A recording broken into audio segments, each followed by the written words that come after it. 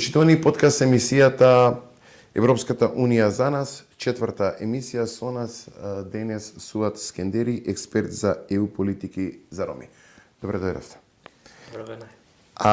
Првото прашање кога започнеме со тоа што од поглавието 19 што подразбира усогласувањето на нашата држава Северна Македонија со европските стандарди во делот на социјалната политика и вработувањето. Најпрво да го разбереме концептот на прогрес репортот или извештајот за напредок. Поделен е во поглавја кои што се фокусирани на различни делови во општеството. 19-тото поглавје, односно поглавјето што се занимава со социјална политика и вработување, е едно од поглавјата која што има конкретен фокус кон роми и кон останати.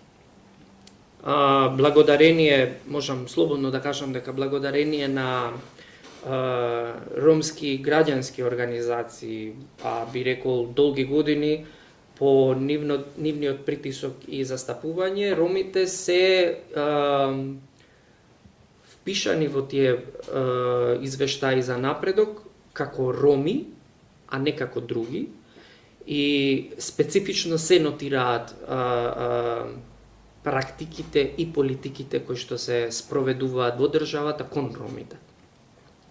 Околу стандардите кои што треба да се достигнат, Европската комисија секоја година припрема такви извештаи за напредок и во тие извештаи за напредок обично ја разгледува ситуацијата каква е во државата во текот на таа цела година, какви политики се донесени, мерки, какви закони се донесени, кои што носат некаква промена, односно реформа во системот, генерално во државата, посебно, во 19-тото поглавје, посебно во делот на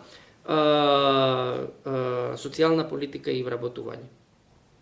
Стандардите кои што треба да се достигнат, според Европската комисија, е државата да го стигне темпото на европските држави, односно да биде покомпетентна и поагилна во политиките кои што носат реформи, односно ја намалат невработеноста, генерално зборувам, не само за ромите, ја намалат невработеноста, го зголемат пазарот на труд, односно ги внесуваат луѓето во пазарот на труд, односно во пазарот генерално како поим, да бидат вработени, да се намали јазот помеѓу сиромаштијата и да речам средната класа, и меѓу другото, социјалната политика не го засега само тој дел, го засега и делот како ромите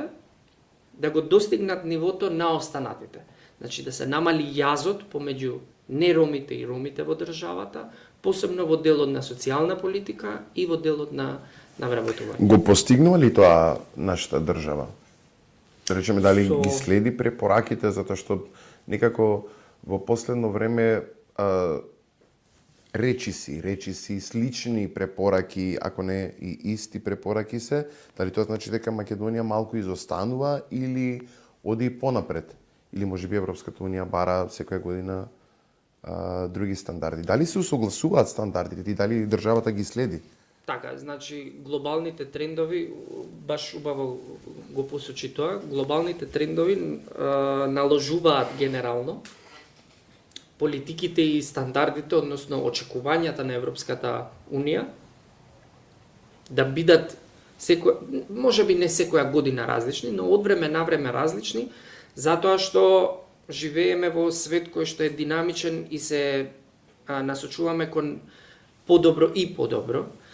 Еден од таквите примери би бил тоа апдейтување на таа европска агенда е воведувањето на вештачката интелигенција и дигитализацијата. Сега, вештачката интелигенција и дигитализацијата влијаат врз социјалната политика. Влијаат врз секторот за вработување, генерално. И сега, кога Европската Унија доаѓа со извештај за напредок и кога ги посочува очекувањата последната година или после 2 години, ги внесува тие нови трендови во извештаите и какви очекувања има Европската Унија.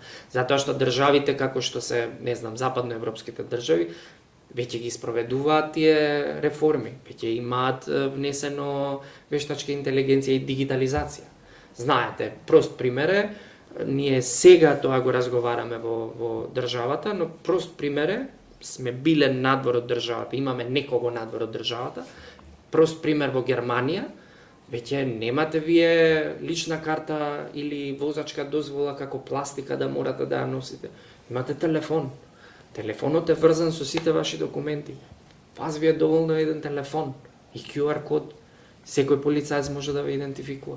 Ние сега извод пробуваме да направиме електронски, за да не мора да чекаме на ред, да нема корупција, да нема еве ти 20 евра побрзо заврши ми работа. Сега тоа го размислуваме. Другите држави веќе тоа одамна го има. Говорите генерално, но мене прашањето ми е конкретно дали државата ги следи тие препораки, стандарди во однос на социјалната политика и вработување конкретно за ромите и дали практично ромите имаат пристап до тие мерки, ако не формално барем, односно ако не неформално барем формално или обратно како сакате разберете го прашањето. Види конкретен категоричен одговор да или не нема, затоа што има и малку да и има и малку не. Може би повеќе не отколку да, ама нешто има да, нешто има не. И тука неколку фактори играат улога. Конкретно, например, би рекол, среќата во оваа цела несреќа е тоа што многу луѓе мигрираа надвор од државата. Зборувам за последните 5 години, не повеќе. Значи, во последните 5 години голем бран на роми, конкретно, и други, секако, но и роми мигрираат надвор од државата, односно кон западноевропските држави. Соодносот помеѓу миграцијата на роми и нероми, кај неромите е многу поголем и повидлив. Кај нас не. Зошто? Затоа што, еве, да направиме една проста компарација. До пред 5 години, многу тешко, јас лично зборам од моје искуство, верувам дека истото би го потврдил, до пред 5 години не можев многу често да видам обезбедување ром, касиер во да не именувам сега маркети, во големи маркети ром, не знам, да бидат, па дури и таксисти, не зборам за оние таксисти кои што се во Шуторизар, но генерално зборам во други компании кои што работат низ Скопје, пример, тогаш пред 5 години беше многу тешко да видиш ром, дури и беа одбивани од таквите работни позиции. Сега ги имаме. Не е тоа поради тоа што еве државата се свести дека има работна сила која што не е искористена. Да не се лажем. Не е тоа. Туку државата е во сериозна криза на работна сила и многу по-ефтино, зборувам во жаргон на бизнис, многу по-ефтино му е да вработи ром и да го научи како функционира таа работна позиција, отколку да внесе некој од друга држава, кој што не го зборува македонскиот јазик, да се вклопи во работата, да се адаптира во околината и да почне да работи. Тоа е, например, среќата во несреќа. Несреќа е затоа што многу луѓе ни се иселија, среќата е затоа што ние постоиме и дури сега почнуваме да се зборувам во име на државата.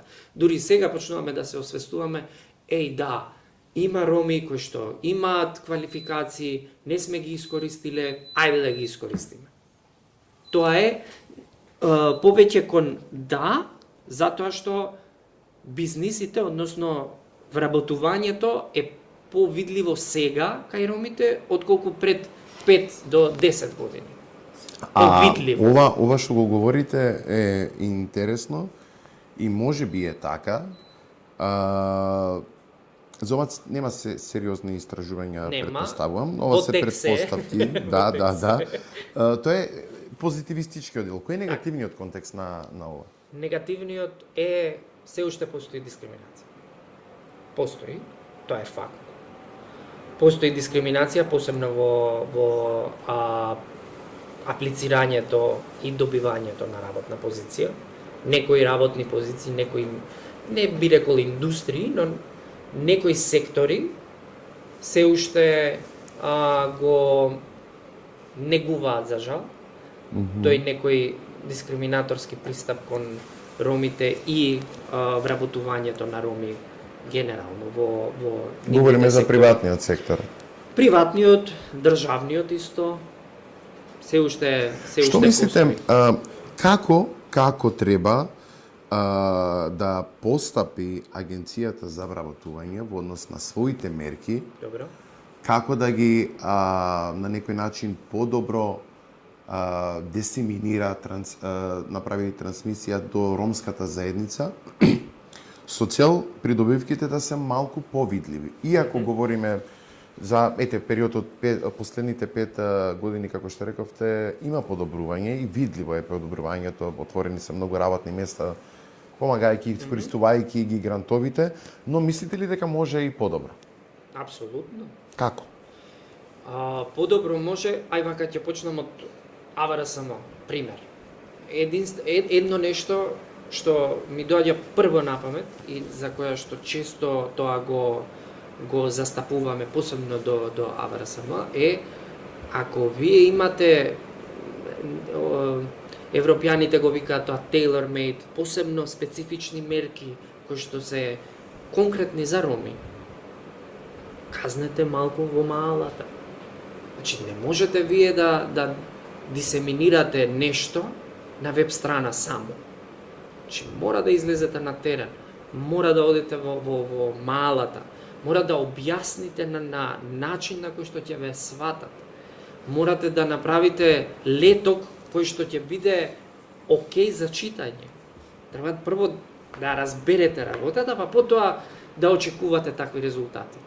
Ние упорно тоа го посочуваме до АВРСМ конкретно и до други институции.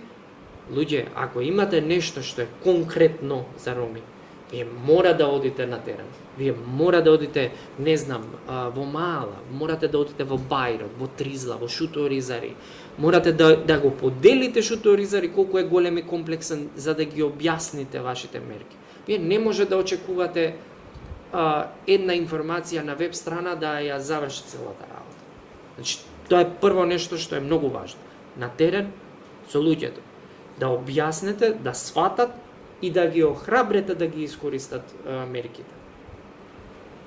Години наназад многу од мерките, посебно за роми, не се искористени и сега се прашуваат зошто не се искористуваат мерките, има мерки, но не се целосно искористени. Не е логично да очекувате целосно да бидат искористени мерките ако луѓето не ни знаат. Реално не ни знаат. Јас доаѓам од Гостивар, луѓето не ни знаат. И кога се наоѓам јас во ситуација да морам нивната порака да ја пренесам до заедницата, сваќам дека луѓето се желни за, не знам, да отворат бизнис, да го легализираат својот бизнис, да направат нешто или да едноставно да се вработат. Едноставно е да се вработат, да имаат примања. Значи кога јас тоа го правам со заедницата, сваќам дека институциите некаде недоволно посветуваат внимание или време за да има поголем аутрич или достиг до нивните. Правичната застапеност во државните институции е една од препораките на Европската унија. Што мислите за тоа? Правична и етничка застапеност во институциите, дали е позитивистичка или има негативен контекст? Во однос на во однос на пазарот на трудот, дискриминација при вработување, етничко профилирање и така натаму. Во приватниот сектор не може ни да очекувате, затоа што приватниот сектор функционира сам за себе. правичната застапеност е избор, би рекол, на газдата на бизнисот. Реално, многу од бизнисите кои што соработуваме на некаков начин, веќе имаат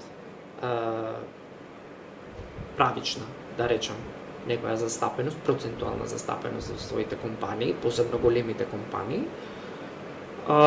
Некои немаат, некои сакаат, но не можат. Во приватниот сектор функционира многу поразлично. Во државниот сектор, да, години наназад функционира државата така. Дали мислам дека е позитивистички или негативно, без разлика јас што мислам, државата функционира така. Значи, јас и да кажам дека не е добро, треба да има некоја меритократија, да биде вработен тој кој што навистина заслужува. Вие не можете да имате меритократија во Северна Македонија, затоа што немаме иста стартна позиција. Не стартуваме исто. Да, но тоа дали се коси или е во рамките на Европската Унија и нејзините препораки? Е во рамки. Така како што функционира. Е во рамки вака. Правичната застапеност има своји проблеми. Значи, прво тоа да го разјаснам. Правичната застапеност има своји проблеми, посебно во делот со балансер. И тоа не е нешто ново што сега јас измислувам топла вода, туку неколку години наназад ние застапуваме за бришење или непостоење на тој балансер. Балансерот тој математички алгоритам кој што направи, можам со целосна одговорност да кажам, најголем проблем посебно за ромите, затоа што тој алгоритам не донесе правична застапеност, туку фаворизираше две етнички групи во целата држава, во цел јавен сектор.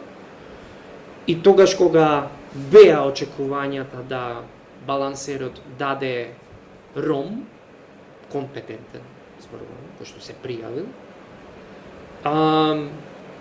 некој кој што е не ром, а се пријавил дека е ром, ја добива позицијата. И како тоа е во рамките на Европската Унија и нејзините препораки? Европската Унија не може ништо конкретно во тој дел да направи. Тоа го остава на државата и на зрелоста на државата, реално.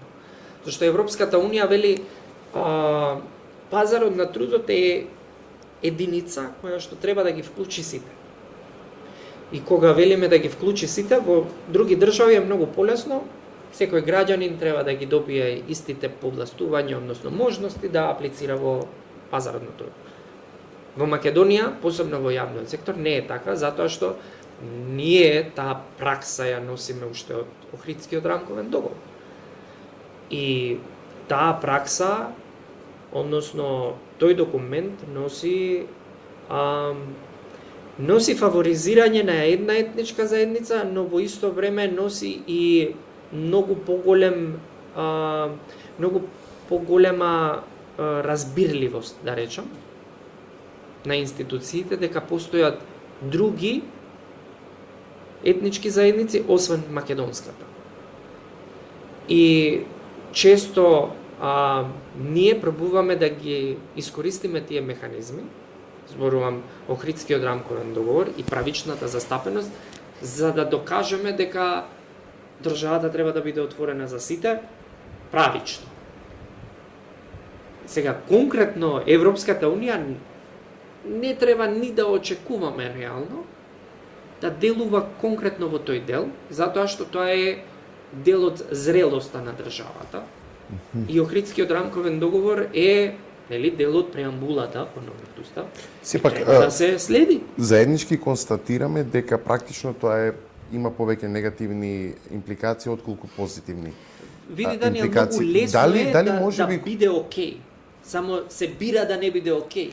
И дали можеби кога би влегле во Европската Унија, согласно нивните европски фондови и програми, можеби би се подобрила оваа состојба, да речеме со финансирање на вработување на програми за млади роми, на некој начин да се избалансира така наречената дискриминација при вработување дали во приватниот, дали во јавниот сектор? Зборуваме при влез или Откако? дел од? Откако ќе влеземе? Откако ќе влеземе? Да. Или периодот барем со и официјалното отпочнување на преговорите, кога ќе се искористат и нели дополнителни фондови после влегувањето во Европската унија. Државата моментално веќе има фондови кои што се нели од Европската унија, од различни агенции би рекол. И многу од, можеби не е правилен збор многу од, но неколку од фондовите се фокусирани на работливоста на ромите и вработувањето на ромите, но не во конкретно во државниот сектор, туку општо. Во рамки на преговори и во рамки на отпочнување на целиот тој процес, државата веќе отклучува еден нов дел кој што се поврзува со структурните фондови. Структурните фондови се многу поголеми и се многу по-реформски насочени. Во тие структурни фондови, пример, еден од примерите, кој што можам да го кажам, да речам, некако позитивен, беше Шпанија со АСЕДЕР програмата, беше во Романија, така би рекол, ни добро ни лошо, затоа што имаше и злоупотреби. Бугарија исто можам да кажам исто така, затоа што некој тоа го искористи за персонални, би рекол, цели. Некој тоа го искористи навистина да ја подигне заедницата и економски зајакне заедницата. Структурните фондови се фондови кои што траат во пристапните преговори и тоа е инекција која што се дава за државата реформите побрзо да ги имплементира. Откако ќе бидеме дел од Европската унија, тогаш се отвара плетора на можности, тогаш веќе сте дел од тоа семејство. Како да ви кажам, ако не успеете во Македонија, тогаш може да би успеале во, не знам, во Словенија. Пример, само кажам. Тогаш имате поотворен пазар, имате еден голем пазар. Тогаш вашиот производ, ако се продава во Македонија, да речам, во одредена цена и одреден број, кога ќе се отвори пазарот, вие ќе продавате и во Германија без царина. Тогаш ви се отвара огромен пазар. Можете да просперирате многу побрзо, затоа што тој единствен пазар е големината на Европската унија. А и за оваа тема ќе говориме малку подоцна во однос на тоа кои се придобивките од влез или не влез во Европската унија, како ние би реагирале. Тоа е голема опширна тема. Би сакал да разговараме за поглавието 23 правосудство и фундаментални права. Зошто ова поглавје е многу клучно во преговорите за членство во ЕО? Ако не и најклучно. Вака, како што кажавме, нели, повеќе поглавја, различни теми. Генерално, нашето застапување се фокусира на сите поглавја. За жал, би рекол, најголем фокус има на поглавјето 23. Зошто е тоа така? Затоа што и порано, но и сега, најголемиот фокус се става на поглавјето 23, затоа што најмногу бележиме потреба за репортирање во делот на фундаментални права. Најмногу препораки имаме како државата да ги третира сите граѓани исто, вклучувајќи ги и ромите. Најмногу препораки имаме да се елиминира дискриминацијата. Најмногу препораки имаме како инклузијата навистина да ја ставиме во пракса, како ромите да бидат дел од општеството. Зборувам генерално. Правосудството, мислам, како да ви кажам, ужива најлош рейтинг во државата. И тоа не е затоа што Суат кажал или Ромалити го анализира. Тоа веќе сите го знаат, сите го кажуваат. И тоа не е ништо ново. Жално навистина е, тоа што тоа поглавје 23 е најголем фокус на Роми. Но среќата, би рекол, е затоа што инклузијата на вистина се зема сериозно во рамки на извештајот за напредок. Затоа што многу држави при влез на Европската Унија го немале или го имале во многу мали мери делот со Роми, односно поглавието 23 и уживањето на правата на ромите во нивните држави. И некои држави влегува во Европската Унија, не морајки да спроведат политики и закони, кои што се, да речам, кон ромите, про ромите, или олеснува работа за ромите, или им дава целосно уживање на правата на ромите. Океј. Што тоа значи? Дека практично ромското прашање е проформа во Европската Унија. Ако некој влегува во Европската Унија без тоа и при тоа да не мора да почитува одредени стандарди, тогаш значи дека ромското прашање е проформа во Европската Унија. Зашто патем и препораките не се морални, не се обврзувачки, немаат обврзувачки карактер за нашата држава. Тоа значи дека само ќе има пишување на извештаи и препораки, државата ќе се подобри во одделни поглавија, во одделни области, но кога ќе дојде до темата ромско прашање, можеби и нема да мора, како што говорите за останатите држави. Не, логиката не е таква, туку обратна е. Значи, сите имаат, сите имале во текот на интеграцијата кон Европската Унија, дел кој што се фокусира на роми. Некој повеќе, некој помалку. Во зависност на ситуацијата во државата.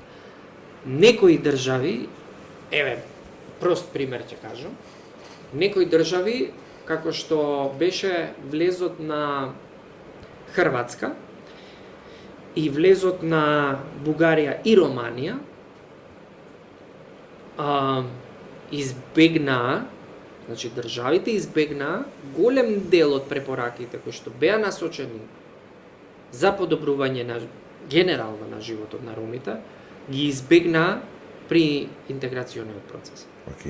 И сега, зошто Македонија има толку голем фокус на ромското прашање во поглавието 23 пример, е затоа што граѓанските организации не дозволуваат државата да влезе во Европската Унија без да ги имплементира препораките, посебно фокусирани за роми, посебно во поглавието 23. Еве ново во интеграцијниот процес е кластерот, односно оној кластер кој што цело време е отворен, пошто кластерски сега нели ќе се прави интеграција и реформи. Кластерот кој што цело време е отворен до последниот ден на преговорите е поглавието 23. Значи поглавието 23 е секогаш отворено. За разлика од другите поглавја, во другите кластери сме направиле такви реформи, сме добиле вакви резултати, сме стигнале до стандардот, окей, чек, одиме на следното. Окей, но да сумираме за да разберат и гледачите. Говоревте за примерите со Хрватска, Романија, па и Бугарија, дека во текот на пристапниот процес тие и не морале, односно избегнувале дел. Избегнувале, но сепак и не морале, затоа што не биле правно образувачки тие препораки. И влегува во Европската Унија. Тоа значи дека дали ситуацијата, ако се анализира сега во Хрватска, во Романија, па и во Бугарија, не е ништо поразлична, да речеме, од пред да влезат во Европската Унија. Може би за малку, но се уште имаат проблеми во однос на правда, во однос на дискриминација. Дали истото би се случило и со нас во Македонија? Тоа ми е прашањето. Дали препораките би останале само како препораки, државата може да влезе во Европската Унија за скоро 3-4-5 години, не е како што нели анализира 2030 година, и без при тоа да се реши ромското прашање. можеби ќе се подобри. Знаете, Даниел, мислам дека ај вака. Прво, не мислам дека до 2030 би биле ниту близу до влез во Европската унија, тоа е прва работа. Втора работа, зошто тие држави го искористија тој тампон, да речам, за да влезат побрзо во Европската унија. Не велам дека ќе се случи истото во Македонија, затоа што во Бугарија и во Романија имаше други геостратешки приоритети. Тоа сакам да го кажам. Кои што беа навистина многу важни за Европската унија и влезот на Бугарија и Романија во Европската унија, па сега и во Шенген зоната, пак ќе речам, геостратешки приоритети има кои што се многу поважни отколку ромското прашање. Тоа е факт. Тоа е апсолутен факт.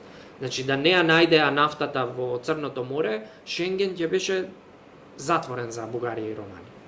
Ја најдоа нафтата во Црно море, па се преговараше за Шенген. И се убрза Шенген процесот за Бугарија и Романија.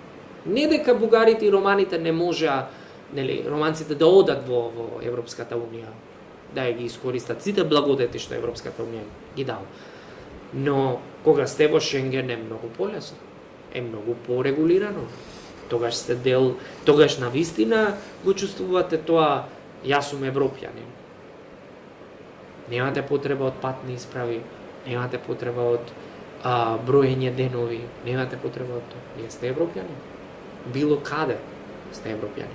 Сега, тој геополитички дел беше многу поважен и затоа се избрза. Во ситуацијата на Македонија, ја би рекол вака. Во споредба со начинот и процесот кој што го помина, еве да речем, Бугарија и Романија, во споредба со Македонија, конкретно за ромите, нема исто да се случи, тоа ви го гарантирам, затоа што не велам дека граѓанскиот сектор во Романија и Бугарија се слаби, па недоволно реагира, па недоволно... Не, напротив. Тие се многу добри, многу јаги, многу агилни, имаат прекрасно застапување. Но тие нас не учат дека тие влегле во Европска унија и како не треба ние да правиме. И како не треба ние да правиме. И учејќи од таквите примери, граѓанскиот сектор генерално во државата, посебно ромскиот граѓански сектор со целосна доверба, ти го кажам ова, нема да дозволи државата да влезе во Европска унија без да ги имплементира препораките на Европската комисија. Се надеваме. Јас лично се надевам.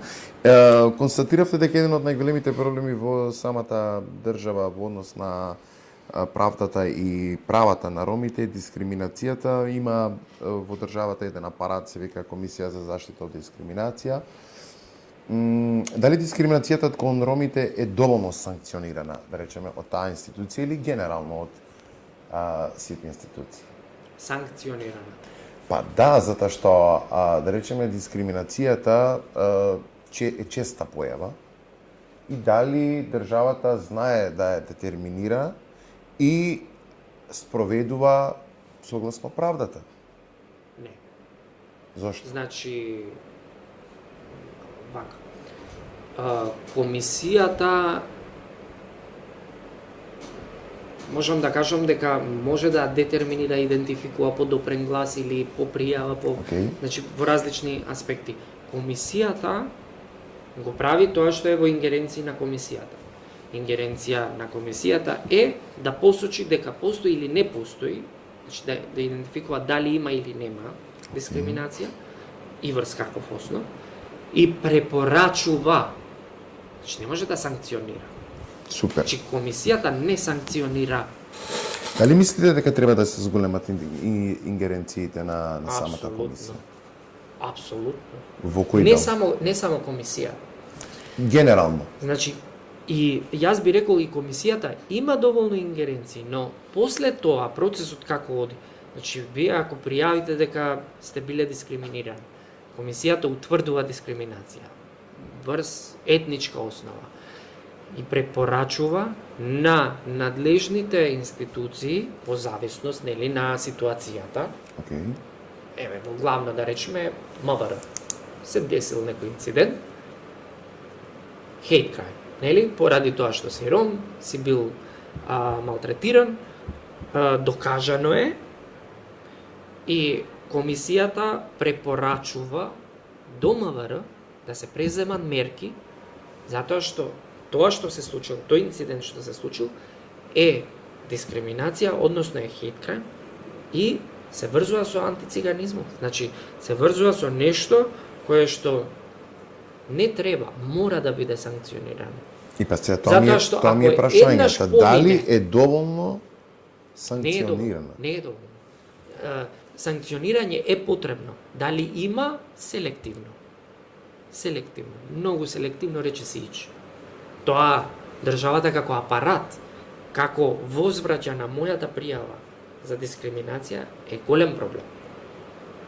Затоа што тој што дискриминира, значи сакаш да ми кажеш, може да помине. Сакаш да ми кажеш дека тој што дискриминира може да помине со препорака од страна на комисијата и точка. Да. Што значи дека може би утредната повторно ќе дискриминира истиот или друга институција, не е битно, и ќе пројде со препорака, со извинување и толку. И сега прашањето е, што треба државата да направи, а да е во рамките на, нели, правиме ова за Европската Унија, за да нема само препорака и од поздравување и извинување, туку да има и реално санкција, затоа што човек ако го удриш во џеб, тој можеби само тогаш ќе се освести, односно ако биде казнет, ќе се освести да понатаму не го прави тоа. Знаеме дека дискриминацијата не може да се искорени, може само да се намали, но со препораките мислам дека и нема да се намали. Констатацијата ти е точна, мислам, и се служувам апсолутно со констатацијата, да. Значи, санкции треба посериозни и тоа е факт. Санкции, пак велам, селективно постојат, кои што, како да речем, постојат само за да се каже дека постои. Колку пријави има и како се разрешуваат е сериозен проблем. И луѓето се обесхрабруваат да пријавуваат затоа што знаат дека нема ништо да се случи. Значи, доаѓаме до едно прашање дека практично ромите немаат доверба до правосудниот систем. Нема. Како да се подобри ситуацијата? Се додека нема санкции, се додека тој што пријавил и околината негова не свати дека системот постои за нив, нема да има доверба. За жал нема да има доверба. И јас не го посакувам тоа, но знаете, еве еден од примерите сега скоро што беше, кој што завршница мислам дека и немаше. Еден од, нели, често ги имавме оние примерите со базените во различни градови, го имавме примерот со самохраната мајка во Влае. Имаше стан под наем, па ја избрка кога дознаа дека е ромка.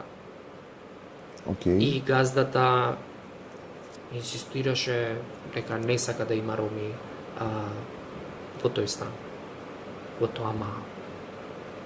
И што е крајот? Што е крајот на тоа? Ме разбирате? Значи, еве, тој пример го земам. Постојат многу такви примери. Види, реално дискриминацијата како појава има доволно субјективност во неа, но има и ограничување на правото. Комисијата го утврдува. Тоа е друга. Комисијата како механизам постои за тоа, да утврди. Ако комисијата по докази утврдила дека постои дискриминација, вие треба да постапите, треба санкција да има. Ако нема санкција, тој што истиот човек кој што го има станот, знаејќи и извинувајќи се, ќе помине и утре, и за една недела, и за една година, се додека вака функционира системот. Што биде Европската Унија во однос на ова? Тоа ми е многу важно. Знаете, некако тапкаме на место, со години е формирана комисијата која што утврдува Добро. дискриминација, имаме закони кои што би можеле да да реагираат. Што вели Европската унија за оваа инфериорност од страна на државните апарати? Европската комисија, значи, Односно Европската унија. го фокусот на посебно на извештајот за напредок го посочува кон дискриминација. Значи, не дека не се репортира. Значи се репортира. Значи и ние како организација и други организации имаат состаноци со представници на Европската комисија. Еднаш до два пати, три пати годишно известуваме каква е ситуацијата. Ние ги посочуваме ваквите примери дека постои дискриминација со докази дека навистина постоела. Комисијата истото го кажа. Сега, што прави Европската комисија? Европската комисија ги потврдува тие случаи и вели државата мора да ги стигне стандардите на Европската унија. Што тоа значи? Значи генерално правата, генерално зборам, не само за ромите, правата мора да се почитуваат, правосудството мора да го достигне, да достигне довербата која што навистина ја заслужува во една држава, во еден систем каде што владее правото, велиме. Посебен фокус се дава на ромите како граѓани кои што најчесто се жртви на дискриминација. Сега, Европската унија не многу одамна го уважи, да речам, ајде така благо речено, го уважи и го препозна поимот антициганизам. И тоа за нас тоа не е ништо ново. Тоа веќе беше работено многу наназад, но беше важно Европската комисија, Европската унија како целост, тоа да го препознае. Дека постои антициганизам. Во многу комплексна тема, која што во една реченица би било: ако постои дискриминација, која што мотивот е твојата етничка припадност, тогаш се како акција, како превземена дејност, која што штети на тебе, се смета за антициганизам. Тоа е наједноставно кажано, комплексна е таа тема. Но би рекол, антициганизмот, откако е препознат во Европската унија во целост, многу од случаевите кои што веќе постојат и во Европската унија се санкционира. Значи во Чешка, во Словачка, во кои други европски земји, мислам дека имаше и во Унгарија, во Романија имаше, сега скоро, во Бугарија имаше, конечно и тој случај се затвори. Значи има случаеви кои што антициганизмот бил препознат и тој што е жртва на крајот не бил компензиран во пари. Не е важно, знаете, кога одите кон правдата, не се важни пари. Туку важно е правдата да е на виделина.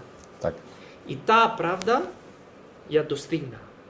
Сега во случаевите на државите кои што се стремат кон Европска унија и како антициганизмот се спроведува во тие држави, посебно еве во Северна Македонија, ние се уште имаме систем кој што не знае што е антициганизм.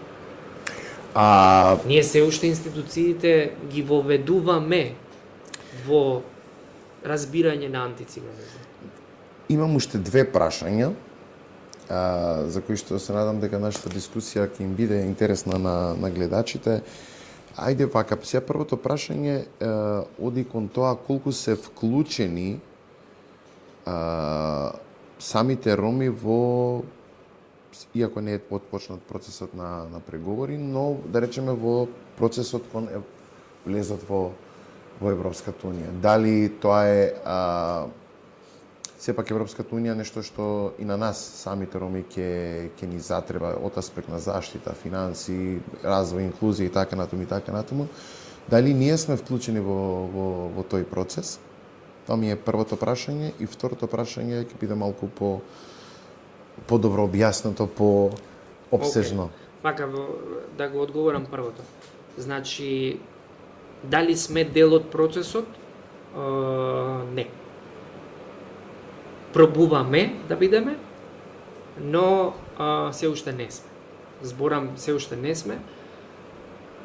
Се сеќавам и претходно, но и сега, ромските граѓански организации, политички партии, други субјекти, индивидуалци, поново и инфлуенсери, и се, значи, зборувам, прават притисок за да бидат дел од преговорите, односно да бидат дел од процесот, како државата да ги спроведи реформите, односно направи ромите да бидат навистина среќни граѓани во државата. Okay? Јас би рекол вака, кога ќе се отворат преговорите, мора да бидеме не затоа што ние толку многу сакаме па ќе не примат, туку државата нема капацитет да ги спроведува реформите и да одлучува за пристапот кон Европска унија. Зошто го велам ова? Затоа што и без разлика кои години ги земаме, но последните 6, 7, 8 години, последните 8 години во разговор со секретаријатот, а поново министерот за европски политики, упорно го кажуваат истото. Дека нели и тогашно време Бојан и сега министерот не се лажам Алију, истата реченица ја повторува. Ама тоа не е нешто што тие го измислиле па сега ни кажуваат дека мора да бидеме. Европската комисија и пристапните преговори се сериозен подвиг. Таму треба многу луѓе. Значи, кога ќе се отворат кластери, министерствата прво немаат доволно капацитет, зборувам од аспект на човечки капацитет, пашка на социјален и останатиот интелектуален. Значи, немаме капацитет како држава. Јас многу сакам ромите да бидат во тој процес за да решаваат своји прашања. Да, ама јас многу повеќе сакам да ромите како капацитет бидат во тој процес кога ќе се говори и за други прашања освен за ромското. Апсолутно. Тоа е многу поважно, затоа што покрај етничноста во нас ние имаме капацитет да водиме преговори во однос на други прашања. Тоа е многу. Апсолутно се сложувам. Тука има еден мал коментар што сакам да го направам. Знаеш кога велиш дали учествуваат и колку учествуваат, би рекол можеби да малку. Многу поважно би рекол е дали одлучува. Дали одлучува? Не. Дали се на масата каде што се одлучува? Не. Дали сме токени? Да. Да, ние сме токени. Посебно граѓанските организации, кога доаѓа поглавието 23, бргу кај ромите да видиме што ќе ни кажат за негде да не се истепале некои луѓе низ државата за да пријавиме. И кога нас не прашуваат, ние одговараме и потоа тие го прават скринингот, ги отвараат преговорите, ги одлучуваат. Ајде последното прашање, иако ќе направиме уште една емисија затоа што добар разговор дефинитивно. Говоревме за Европската унија, ни дадовте примери како Романија, Хрватска, Бугарија. Ситуацијата, состојбата со ромите генерално е лоша, според не е до толку лоша, но е лоша затоа што може и подобро. Речи си во Бугарија, во Хрватска, во Романија, држави кои што веќе се во Европската унија, ситуацијата е навидум слична или иста како и кај нас. Мислите ли дека доколку влеземе во Европската Унија, ќе останеме во Македонија или ќе бидеме како многумина од ромите од овие држави кои што прибегнале во другите европски земји да си го најдат своето чаре? Тоа е едно главно прашање. Второто подпрашање во однос на ова, мислите ли дека ромскиот мајндсет откако ќе влеземе во Европската Унија ќе биде насочено етноцентрично кон нас, затоа што ние сме дискриминирани и така натаму и немаме истите права, или ќе бидеме како дел од европските граѓани кои што ќе не интересира, да речеме, работа, дома, си живееш нормално. Дали мислиш дека ќе се променат работите? И второто подпрашање е дали ќе ни биде подобро или ќе ни биде исто? Види, ај прво вака. Зошто ЕУ и каква ќе ни биде ситуацијата? Значи, дали ќе има огромно иселување, тоа веќе и не зависи од тоа дали сме дел од ЕУ. Тој што зборувам генерално за било кој граѓанин на државата кој што има мотив да оди надвор од државата и да си ја проба среќата во некоја од западноевропските држави и успее, ќе се случи. Значи, тоа се случува сега, ќе се случува и тогаш. Тогаш ќе биде многу полесно, но нема да бидете обврзани да бидете таму, а да не се вратите дома. Значи, ќе биде многу полесно.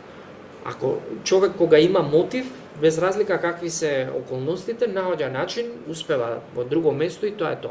Мотивите се различни, од финансиски до неправда, до јас имам фамилија, блиска фамилија која што е надвор од државата, верувам ти било кој друг. Значи, секој втор до трет граѓанин во државата има некого надвор.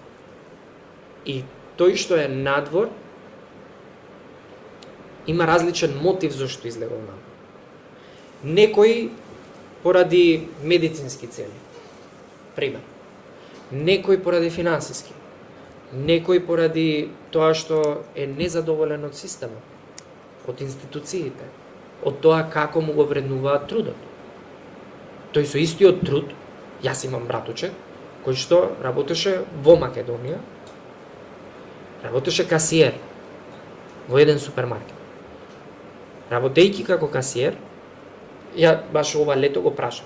Добро, брат, што е толку поразлично да си во Германија отколку во Македонија? Пак работиш касиер. Што дека? Врати се. Да, но како аналитичар, како експерт, мислите ли дека ќе има драстично иселување? Тој вели вака, вика, знаеш што? Јас вика кога работев во Македонија, бев касиер и земав 500 евра плата. Ама во меѓувреме бев и чистач, и магационер, и редач на роба, и редач на цена, значи буквално се. Правев 500 евра, бев касиер. Таму сум касиер. Таму сум само касиер.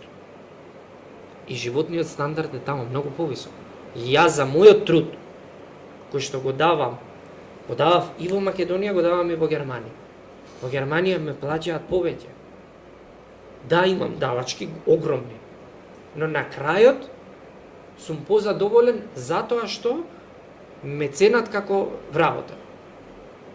И неговата причина на крајот, беше јас не сум задоволен од тоа како ме третираат во фирмите како касиер, за разлика од германски супермаркет и како тие ме третираат како вработен. Вика, не е ни до цената, не е ни до парите што ги заработам, не, туку јас се почувствував како граѓанин. И сега, дали ќе се случи тоа? Ќе се случи. Тоа е факт. Тоа се миграцијски фактори. Кога говориме за мајндсетот? Мислам дека мајндсетот генерално ќе остане ист. Зошто велам ист? Значи, се уште ќе имаме луѓе кои што не ќе се бават. Не звучи правилно. Ќе се фокусираат на тоа дали ромите ги уживаат правата. Не дека немаме ние граѓански организации во Германија, во Австрија, во Словачка, во Чешка, во не знам, во Унгарија, кои што се уште го прават истото. Го прават истото затоа што и тие држави не се на нивото на кој што треба да бидат. Значи да, е многу подобро во западноевропските држави. Знаете што зборам велат? економски. Не само од економски аспект, но Добро. многумина го говорат фактот дека одиш во Германија, во Италија, во Стануваш Шпанија. германец. Па не само што стануваш германец, туку таму не те гледаат дека си ром, Добро? таму те гледаат само како странец. Работник, добро. Само како странец, Странец. и си ги уживаш правата како странец, не како граѓанин кој што е ром, мароканец и така натаму и викаат затоа во однос на тоа ние немаме проблем. И затоа практично да ќе има организации кои што ќе работат за подобрување на статусот, но мајндсетот генерално на заедницата како што е тука кога се собираат, да речеме ете така по со друштво, велат абе многу сме дискриминирани, не бива ово оно. Но кога одат горе, ја нема таа тема на разговор. Значи, се менува мајндсетот, од тој аспект говорам. Се менува и ќе се смени. Од тој аспект, да, се менува и ќе се смени. Да, но ќе Не се намали затоа и што- активизмот. Од друга страна се намалува активизмот за ромската кауза и Јас не така. би се Па, јас не би се плашил дека ќе се изгуби активизмот пер се како активизам за роми генерално, затоа што генерацијски гледано Северна Македонија е место кое што извади светски познати активисти. Се уште има светски познати активисти. И тој мајндсет, значи, јас, знаеш, не сакам сега да звучи дека се умилкувам или не знам што. Имате многу општини низ Европа кои што се ромски. Каде што имате ром градоначалник, ајде, во некоја терминологија, ром градоначалник. Но ја имате Шуто Оризари, која што е прва општина во светот,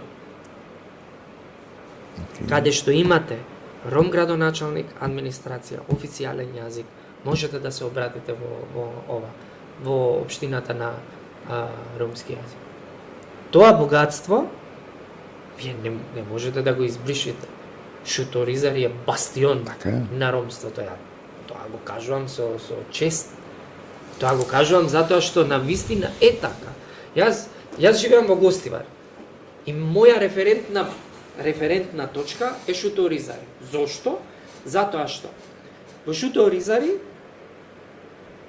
генерацијски гледано, активизмот постои во различни сфери. Имате Фајк Апти, Амди Байрам, ги имате граѓанските организации кои што направија огромен бум во државата и упорно тврдам. Имате Шајб Јусуф, татко ти, тоа дедо ти, тоа се луѓе, книжевност, литература. Каде на друго место тоа ќе го најдете? Еве, вие кажете ми едно место, најдете на мапа кај што го имате. Нема. Нема. И јас не се плашам за активизмот, не се плашам за генерациите кои што се плашам генерациите кои што одат поради финансиски причини надвор од државата и одбираат, стратешки одбираат, да го занемарат својот идентитет, односно ромскиот идентитет, а да го како му доаѓа на македонски му доаѓа да го Трансформираат? не да го трансформираат, да го одржуваат, да го направат свое, она што никогаш нема да биде нивно. Значи, нема да бидат германци, нема да бидат французи, нема да бидат белгијци, нема да бидат. Тие велат и таму сум странец и овде сум странец. Дефинитивно. Тоа е затоа што тие бираат така. Дефинитивно. Но Ти кога си во Македонија сакаш да бидеш белгиец. Кога си во Белгија сакаш да бидеш македонец. Како бе? дека има трансформација на идентитет согласно Тоа е окей. Има, Окей, но тоа е веќе ама друга тема. Ти не можеш да заборавиш кој си и од каде си. Во секој случај, Малото каде што си порасна. Ти, но твоите деца или внуци, да, ќе заборават. Се трудам тоа да не биде така. Еве искрено ти кажам, се трудам на вистина тоа да не биде така. Без разлика какви околности доаѓаат, на вистина се Имавме пробувам добар тоа. муабет Европската унија за нас, кои се предизвиците, кои се препораките, како полесно до тоа, па како да пробаме да си го сочуваме нашиот идентитет во рамките на Европската унија. Интересни прашања, се надам дека бевме интересни за гледачите, со ти благодарам уште еднаш. Фала ти многу. Почитувани, четвртата емисија се надевам дека е завршна. Имавме доста интересни гости и во првата, во втората, во третата и сега во четвртата емисија. Сметам дека научивме многу за тоа како да пристапиме полесно кон Европската унија, кои се препораките, како полесно да се снајдеме во тој процес на преговарање, дали треба или не треба да учествуваме.